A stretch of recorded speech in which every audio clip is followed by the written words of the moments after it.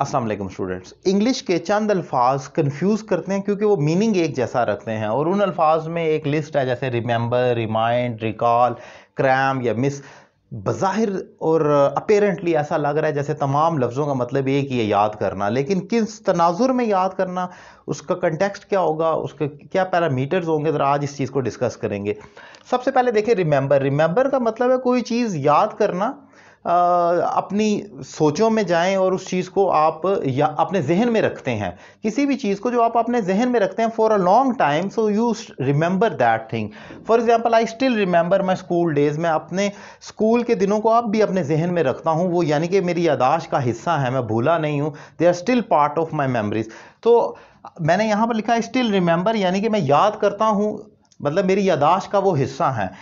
फिर remind. Remind कहते हैं किसी चीज़ को याद करवाने को, मतलब आप किसी दूसरे को या अपनी ज़ात को भी कुछ याद करवाते हैं। Do remind me about the meeting. मुझे मीटिंग के मुतालिक याद करवा देना।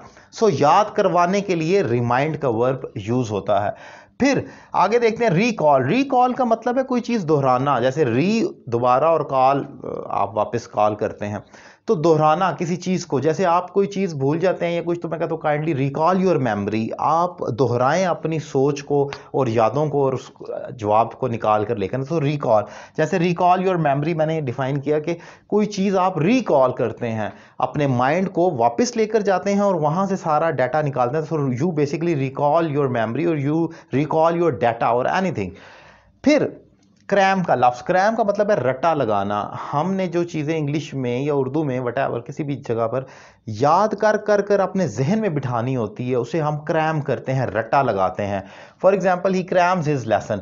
इसमें भी याद करना है, लेकिन ये रट्टे वाला याद है कि जो आप बिल्कुल, जैसे अक्सर लोगों को, हम लोगों में से बेशतर लोग ऐसे हैं जो नमाज़ पढ़ते हैं, उसमें हमें तमाम आयात याद हैं, हमने उसको रट्टा लगाया हुआ है। हार्डली चंद एक लोगों को ही उसका उर्दू मीनिंग आता होगा, ज़्यादातर ने याद किया हुआ कि इसके बाद ये पढ़ना है, इसके बाद ये करना है। और बात तो ऐसे भी है कि अगर बीच में से पूछ लिया जाए तो हम फंस जाते हैं कि इसके बाद क्या आना है, तो वहाँ पर क्योंकि हमें पीछे से रट्टा के साथ आना पड़ता है। This is called cramming basically.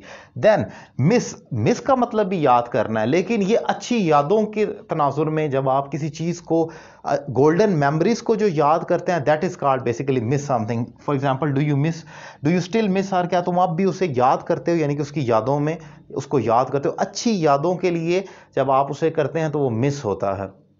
एक चीज़ और भी आती है, आप लर्न करना भी याद करने को कहते हैं। जैसे सबक याद करना, I am learning my lesson, उसको भी कई जगह पर लर्न के लिए ही इस्तेमाल किया जाता है, जिसका मतलब होता है याद करना। और इसी तरीके से बाय हार्ट का मतलब एक फ्रेज़ है, इसका मतलब है ज़बानी याद करना। I am learning all the lesson by heart, I have learned it by heart. By heart means ज़बानी कोई चीज़ जब आप याद करते हैं तो उसमें बाय हार्ट का फ्रेज़ इस्तेमाल होता है। सो उम्मीद करता हूँ कि ये जो 4-5 अल्फाज हैं सिमिलर मीनिंग के साथ, इसको समझने में आपको हेल्प हुई होगी। अगर आप मेरे दीगर वीडियो लेक्चर्स देखना चाह रहे हैं तो मेरा YouTube channel Syed Ali Raza Kazmi subscribe करें, प्लेलिस्ट में जाएं और बहुत सारे वीडियो लेक्चर्स देखें। इसके अलावा अगर आप उसे 1-to-1 online English language course करना चाह रहे हैं, दुनिया के किसी भी कोने से एक रीज़नेबल फ़ी पे कर आप घर बैठे अपने कोर्स का आगाज़ कर सकते हैं। Thank you very much.